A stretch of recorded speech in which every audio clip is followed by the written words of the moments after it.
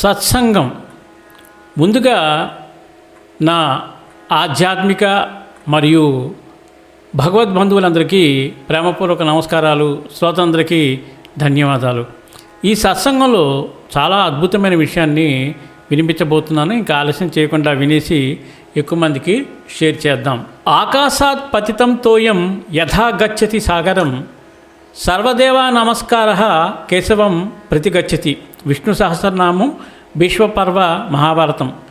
ఆకాశంలో ఎక్కడి నుండైనా వర్షంగా కురిసే నీరు చివరికి సముద్రాన్ని చేరినట్లే, అదేవిధంగా ఏ దైవ స్వరూపాన్ని పూజించినా మరియు ఏ దేవతలకు ఏ రకంగా నమస్కరించినా అది అంతిమంగా శ్రీ కేశవుడిని అంటే విశ్వబ్రహ్మని చేరుతుంది. ఇది మహాభారతంలోని ఒక అందమైన శ్లోకం.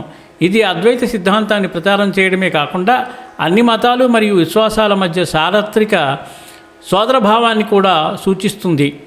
మార్గములు అనేకమైనప్పటికీ గమ్యం ఒకటేనని అందరికీ తెలిసిన మరియు అంగీకరించబడిన విషయం ఈ సరళమైన శ్లోకంలో అదే నొక్కి చెప్పబడింది.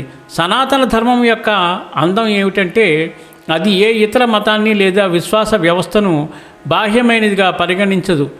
ఇది భారతదేశాన్ని మాత్రమే కాకుండా యావత్ ప్రపంచాన్ని కూడా ఏకం చేస్తుంది. అది మన సనాతన ధర్మం యొక్క గొప్పతనం. చాలా అద్భుతమైన విషయం. 10 మందికి షేర్ చేయండి. ఈ సనాతన ధర్మం గురించి ఇంకొద్దిగా తెలుసుకునే అవకాశాన్ని వారికి కూడా ఇవ్వండి.